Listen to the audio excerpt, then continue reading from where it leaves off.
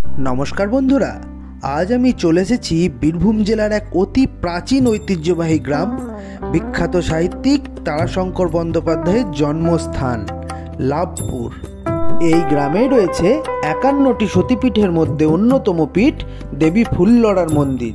কথিত আছে এখানে দেবীর নিচের ওষ্ঠ বা ঠোঁট পড়েছিল। এই ওষ্ঠের নাম অনুসারেই অনেকের কাছে এই স্থানটি অট্টহাস নামেও পরিচিত। এই অট্টহাস নামটি নিয়ে রয়েছে মতান্তর, কারণ বীরভূমের নানুরের কাছে রয়েছে অট্টহাস বলে এক স্থান, সেখানেও দেবীর পূজা হয়। মতান্তরে গিয়ে আমার লাভ নেই, কারণ আমার কাছে সমস্ত দেবী সমানভাবে পূজ্য। এখন আমরা পৌঁছে গেছি দেবী ফুল্লরা মায়ের মন্দিরে। প্রত্যেক বছর মাঘ মাসের পূর্ণিমা তিথিতে দেবীর বিশেষ পূজা হয়। এই পুজোকে কেন্দ্র করে বসে বিরাট মেলা।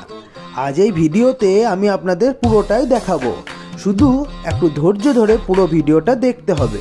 প্রচুর ভিড় ঠেলে দেবী মায়ের কাছে প্রবেশ করলাম। এখানে কিন্তু মায়ের কোনো সাকার মূর্তি নেই, দেবী মা শিলা মূর্তিতেই বিরাজ করেন।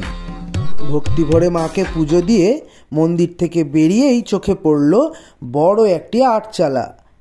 আটচালাটি পার করলেই দেখতে পাবেন দুদিকে দুটো শিব মন্দির রয়েছে, আর তার উপরে রয়েছে দেবী সতীকে কাঁধে নিয়ে স্বয়ং মহেশ্বর। এই শিব মন্দিরটি পার করেই আমরা চলে গেলাম সামনে একটা পুকুরের দিকে। এই পুকুরটিকে নিয়েও রয়েছে অনেক পৌরাণিক কথাবার্তা।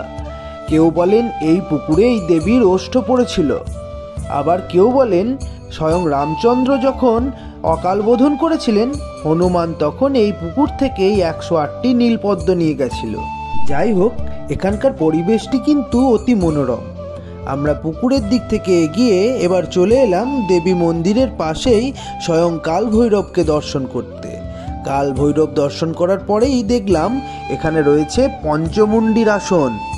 মন্দিরের চারপাশ ঘুরে মন একদম ভরে গেল। এখন আমরা যাব ভোগ মন্দিরে, দেবী মায়ের ভোগ খেতে। চলে এলাম ভোগ মন্দিরে। দেখলাম শত শত মানুষ এখানে বসে ভোগ খাচ্ছে। সুন্দর ব্যবস্থাপনা। মাটিতে বসে ভোগ খাওয়ার সাথে সাথে চেয়ার টেবিলেরও ব্যবস্থা আছে। আপনাদের জানিয়ে রাখি, ফুল্লরা মায়ের ভোগের কিন্তু একটা বৈশিষ্ট্য আছে। মায়ের খুব পছন্দের একটি পদ হচ্ছে মাছের টক, তাই ভোগের মধ্যে মাছের টক কিন্তু থাকবেই। আমরাও বসে পড়লাম খাবার জন্য। প্রথমেই দিয়ে গেল শালপাতা, তারপর সাদা ভাত, তার সাথে কুমড়ো আর ছোলা দিয়ে একটা তরকারি, আর মুগের ডাল। জয় মা ফুল্লরা নাম নিয়ে খাওয়া শুরু করলাম।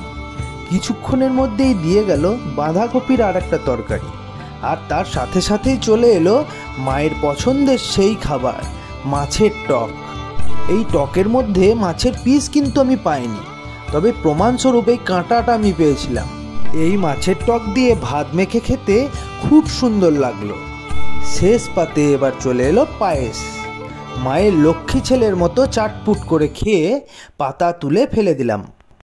খাওয়া দাওয়ার পর্ব শেষ করে এবার আমরা চলে এলাম ফুল্লরা মায়ের মেলা প্রাঙ্গণে।